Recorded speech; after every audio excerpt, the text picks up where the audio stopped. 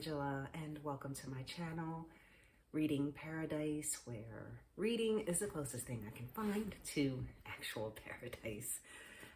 Today's video is going to be pretty quick. I am only going to talk about one book today. It is a new absolute favorite. I finished it this month. I started it in December, finished it in January, and that was Priory of the Orange Tree by Samantha Shannon. This hefty boy, oh my gosh, new absolute favorite. If you saw my last video, I was really talking this up. This is a fantastic book.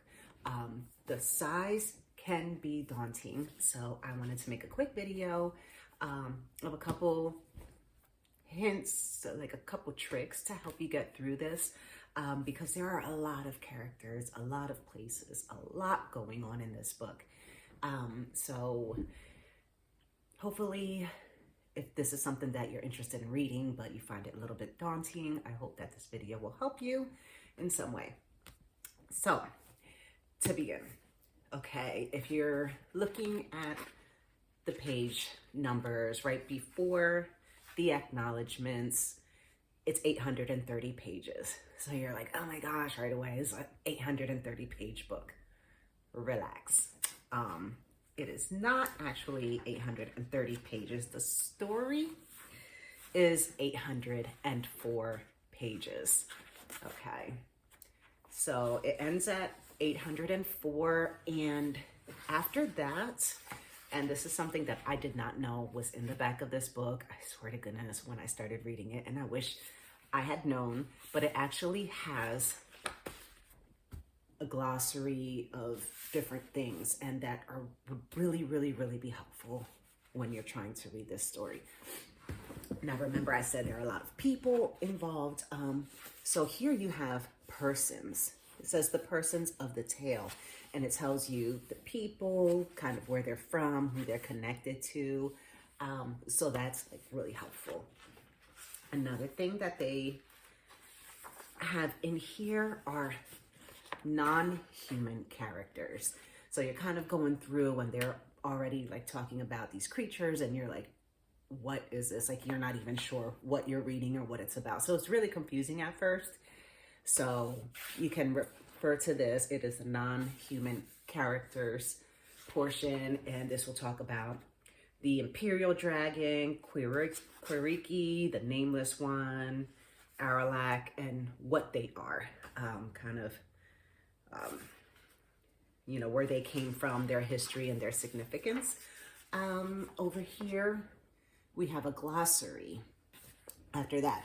And there's a bunch of things in here that are new words, things that you're not really sure what they are. Buckler, a small shield, comfit, fennel seeds coated in sugar, a coney, a wild rabbit.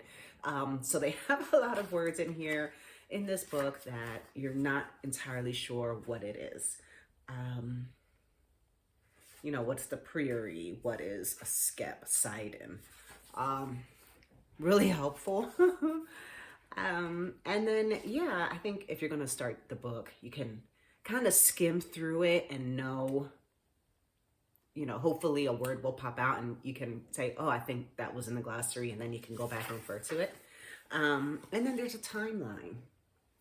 Okay, so the timeline goes from BCE, which is before the Common Era, to the Common Era in the years, and just a timeline of things that are going on, because there's a lot of history in this book. It kind of goes back and forth. Also, in the front, which I noticed, of course, because I read from like front to back, so I didn't even know like all of that information was back there until I finished the book. But in the front, there's a map, okay, which I did flip back to and refer to a couple times. There's another map. Okay, so anytime it's talking about the West or the North, and when they're traveling through you know, I would like go back to the map and try to picture, you know, where it is and where these people are versus where these people are. So it's really helpful to refer back to the map. Okay, the other trick or tip that I would offer is maybe keeping a notebook with you. I would have, if I had thought of it and just whatever, second time around, I'm definitely going to do this, I think. But have a notebook and kind of jotting down the information, because you can easily twist and get confused who is from where and who's related to who and what's going on. So I really wish when I were reading this for the first time that I had a notebook and I was keeping track of what these connections were, because it was intense. And I just, as I went through it, and I kept, you know, I would just keep reading whether I was, you know, a little bit confused or not, and things started coming together on their own. But I know my second read of this book is going to be like so much more clear. It's going to be so much more fun. And because I'm going to have a better idea of who is who and what is what. The one thing I also recommend is annotating the book. If you are into that, great. If not, that's okay too. What I did with mine is, and I know the second time I read this, I'm definitely going to annotate the smacks out of it the first time around. And that's why sometimes it's good to just read a book for the first time, and if it's something that you really, really like, read it again and then annotate it the second time, so that you have like a more in-depth knowledge of it. You know what to look for, and you can, at least the first time you're reading the story, you can be more immersed in it and not worry about, you know, stopping what you're reading and like highlighting and tabbing and putting sticky notes. But there were a couple tabs and highlights that I put in here. And then as you can see, once it got to like the second half of the book, I almost like stopped doing anything at all, because I was just so involved and I just like couldn't stop to grab my highlighter and stuff. But anyway, I have these color coded, my tabs, and there's so many videos about how to annotate, if you want to color code things or not, highlight, write in the margins, whatever you want to do. So the tabs that I use are these. So it's clear here and it's got different colors here. And in this book, which I like to have like a little legend of like what my color tabs mean in the front. So I'll put these tabs there and I'll write next to them. Like blue is a sad. In this book, I think blue I use for sad moments. Orange were beautifully like written moments that I just really liked the writing. Pink is something romantic or cute. Yellow was something that like threw me off guard, something I didn't expect. It was a twist or turn or anything like that. And I didn't use any green in it, so yeah.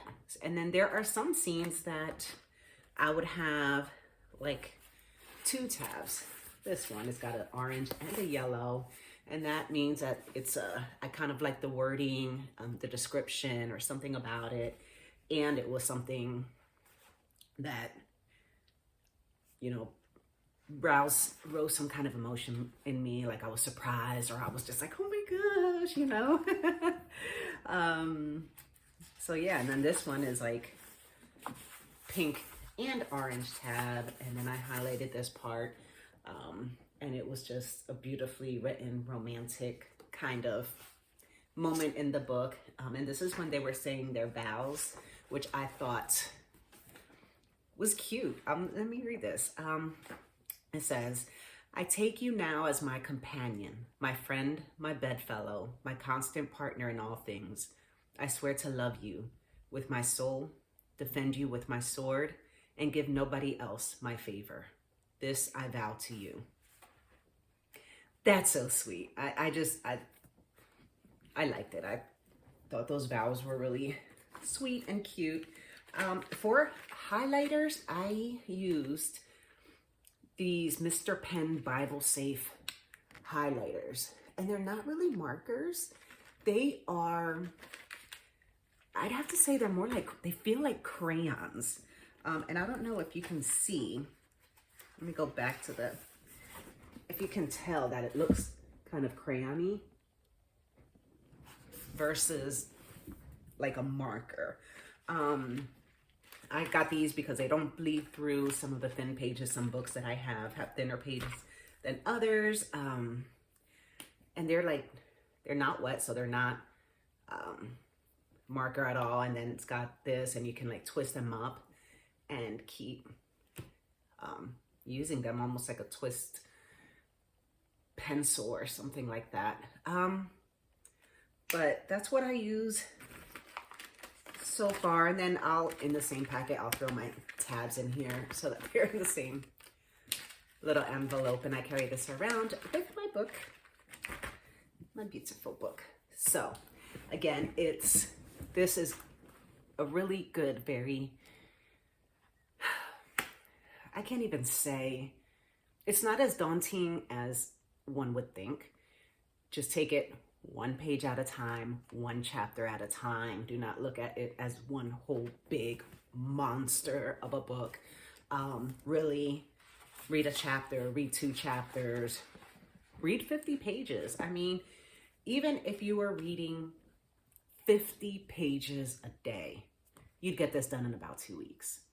And it's so easy to go beyond 50 pages because once you're really into it, you just keep going and going. I mean, you can read 100 pages in a day, which is pretty easy to do, and get this done in 8 days. 100 pages a day, 8 days. And not only that, but the font is not really small. It's kind of, it's like regular font. It's not super small font.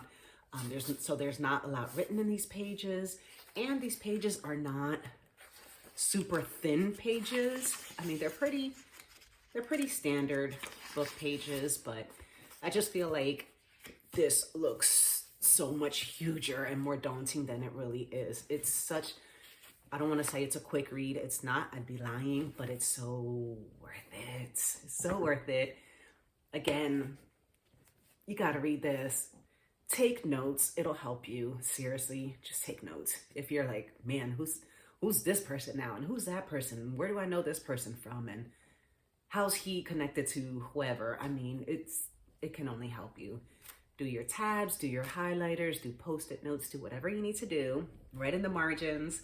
I know I wrote in one of these margins something that like just really broke my heart. And I was like, no. So I just jotted down my feelings while I was reading this. But just make this yours, make it personal. Use the glossary. Yes, go to the back and say, oh, this is this person. Oh, this is, oh, they have the South, deceased and historical persons of the South. You know, deceased and historical persons from the East. This is virtuedom. And it really has a lot of information that I really, really wish I had known was there when I started the book. So again, that is the Priory of the Orange Tree. Please take your time, read this book, love it, love it, love it. Fantastic. Okay. Well, thank you so much for sticking with me for these couple minutes, and I hope some of this interested you and helped you and encouraged you to tackle this book. Thanks. Bye.